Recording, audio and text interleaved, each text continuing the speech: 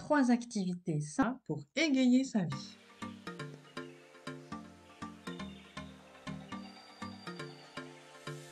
Bonjour, je suis Dominique Meunier, thérapeute et coach. J'accompagne les femmes souffrant de charge mentale et de trop-plein émotionnel à retrouver une vie joyeuse et légère en apprenant à lâcher prise et à gagner confiance en elles.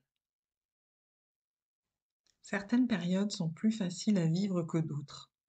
Les changements de saison peuvent déstabiliser, tout comme les changements personnels, professionnels ou relationnels, ou encore les crises sanitaires. Je dis ça, je dis rien. Alors que faire? Est-ce qu'on rumine? Est-ce qu'on râle? Est-ce qu'on déprime? Oui, c'est une option. Mais aujourd'hui, moi, j'ai envie de vous proposer une autre option que j'espère plus légère et réjouissante. Voici 3 activités qui pourraient bien vous faire passer de très bons moments. Activité numéro 1, créer un vision board. Je trouve que créer un tableau de vision, comme on dit en français, reste une activité simple, ludique et utile au développement harmonieux de soi. Le principe, afficher une vision de ce que l'on veut vivre en termes d'objectifs, d'émotions et de plaisir. La bonne nouvelle, c'est que c'est évolutif, on peut le refaire régulièrement. Pour faire cette activité, rien de plus simple, prendre une grande feuille de type A3, se saisir de colle, de ciseaux, de vieux magazines et découper les images, les mots, les éléments qui vous parlent. Puis les coller sur la feuille pour en faire un tableau à afficher ensuite quelque part face à soi. Autre possibilité pour les plus geeks d'entre nous, faire cet exercice en ligne grâce à par exemple un logiciel qui s'appelle Canva, C-A-N-V-A. Résultat de cette activité, un moment de pure introspection qui peut s'étaler sur plusieurs jours si on souhaite le faire en plusieurs fois, un moment de créativité, un moment que l'on peut partager avec nos proches en le faisant ensemble, mais chacun sur son tableau, un moment de reconnexion à soi et à ce qui est important pour soi, un moment original et stimulant. Deuxième activité sympa, tenir un journal de sa météo intérieure. J'en ai déjà parlé, j'aime bien cet exercice qui consiste à se demander chaque matin quelle est notre météo intérieure.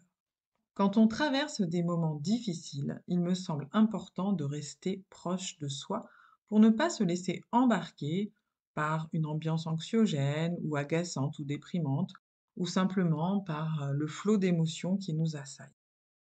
Pour cela, le mieux est de passer par l'écrit, vous savez comme j'aime les mots, en commençant par se choisir un petit carnet. Et puis chaque matin, se demander comment je me sens afin de décrire notre état corporel, mental et émotionnel. Sans jugement, bien sûr, juste des faits. Résultat, pour cet exercice, un accueil bienveillant de nos états, une remise en perspective temporelle, une mise à distance de ce qui est lourd une fois exprimé, une meilleure conscience de ce qui va bien. Troisième activité, tirer une carte boostante. Quand on n'a plus trop de quoi se stimuler ou se changer les idées, les nombreux tarots et oracles disponibles sur le marché peuvent être intéressants. Il y en a forcément un qui vous correspond. Personnellement, j'en ai quelques-uns et c'est vraiment un outil sympa, plein de ressources et de surprises. Il m'arrive de faire des tirages sur Instagram et notamment avec le jeu des 4 accords Toltec. Vous trouverez sûrement votre bonheur dans l'offre disponible, les licornes, les animaux, les fées, les accords Toltec, la terre, les anges, bref, il y en a pour tout le monde. Une fois par jour ou une fois par semaine, posez-vous au calme, tirez une carte, prenez le temps de la regarder, puis écrivez ou enregistrez un message vocal sur tout ce qu'elle vous inspire. Résultat de cette activité, un moment singulier qui titille notre intuition, un moyen original de reprendre le contact avec nos besoins, un outil support de dialogue intérieur et de connaissance de soi, un espace de lâcher prise en toute sécurité. J'espère que ces 3 idées vous auront plu et que ça vous donne envie d'essayer. Je vous remercie pour votre écoute. N'hésitez pas à vous abonner, à liker, à partager, à commenter.